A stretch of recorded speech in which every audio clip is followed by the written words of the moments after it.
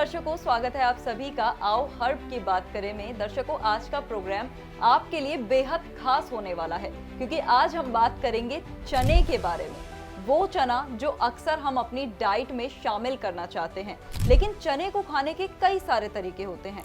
हम चने को कई बार भिगोकर भी खाते हैं, कई बार चने को उबालकर खाते हैं और भुना हुआ चना भी खाया जाता है। लेकिन हम सबके मन में एक सवाल हमेशा घूम रहा होता है कि चने को खाने का आखिर बेस्ट तरीका क्या हो सकता है कि वो हमारी सेहत को बहुत ज्यादा फायदा भी पहुंचाए। तो यही आज हम जानेंगे, इसी सवाल का जवाब हम आज ढूंढेंगे। हमारी सीनियर डाइटिशियन और हेल्थ एक्सपर्ट अलीना खान जी से हम बात करेंगे और जानेंगे चने से जुड़े सारे सवालों के जवाब।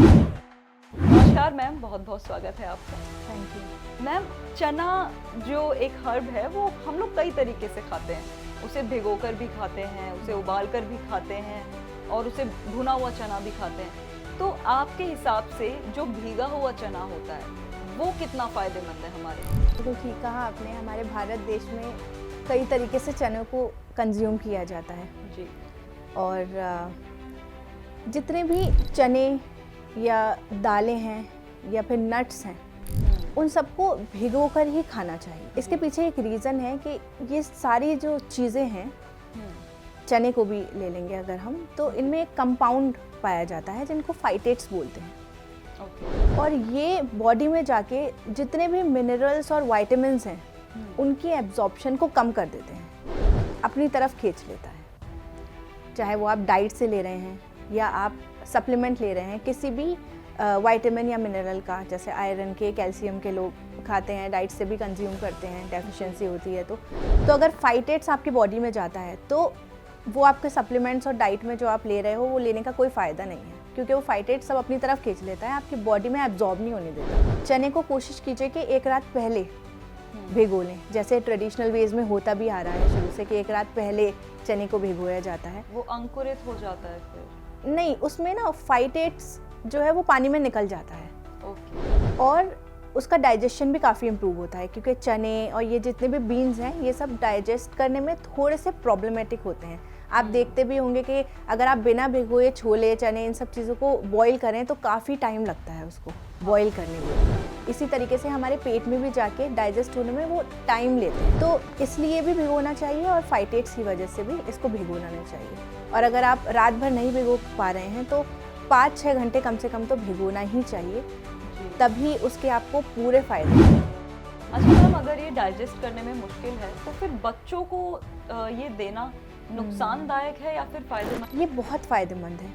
ऐसा नहीं है कि डाइजेस्ट करने में, जैसे मैंने आपको बताया, अगर आप इसको ओवरनाइट सोक कर देते हैं या 5-6 घंटे भिगो देते हैं जी, तो ये डाइजेशन इससे आपका काफ़ी इम्प्रूव हो जाएगा और फाइटेट्स भी कम हो जाएगा। प्लस बच्चों के लिए काला चना बहुत ज़्यादा बेनिफिशियल हो सकता है। जो भुना हुआ चना होता है उसको आप सुबह में या फिर इवनिंग में स्नैक्स के तौर पे दे सकते हैं।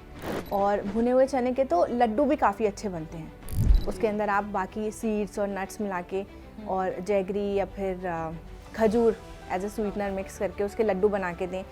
उससे आपके बच्चे को खूब ताकत मिलेगी, एनर्जी मिलेगी और इम्यूनिटी भी काफ़ी इम्प्रूव होगी और आपके बच्चे की बॉडी के लिए ताकत का बहुत काम करता है। और काले चने की जहाँ तक हम बात करते हैं, भुना हुआ चना मतलब? नहीं, भुना हुआ काला अलग चना होता है और काला चना अलग होता है। चने की भी डिफरेंट फॉर्म्स होती हैं, एक काला होता है, एक सफ़ेद होता है, एक हरा चना भी होता है।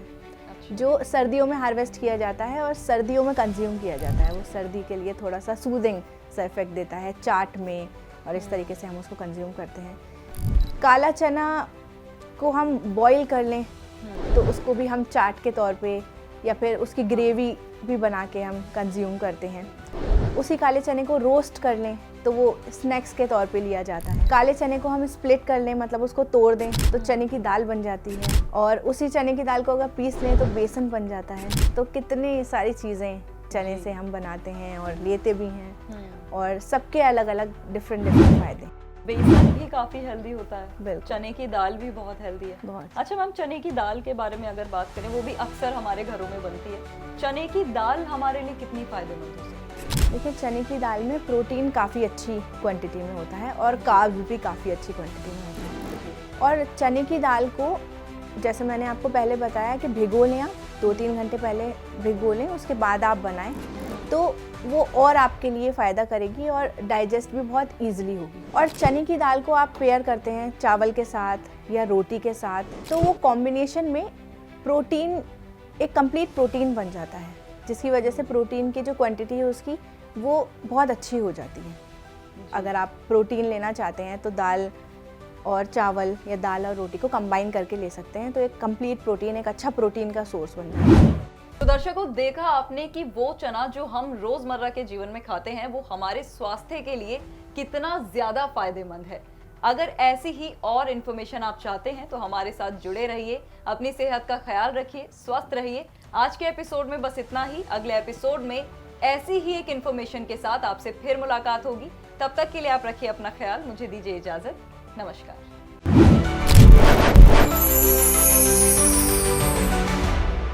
हेल्थ से जुड़ी सभी अपडेट्स को जानने के लिए आप हमारे चैनल को सब्सक्राइब कर सकते हैं और बेल आइकन दबाना ना भूलें।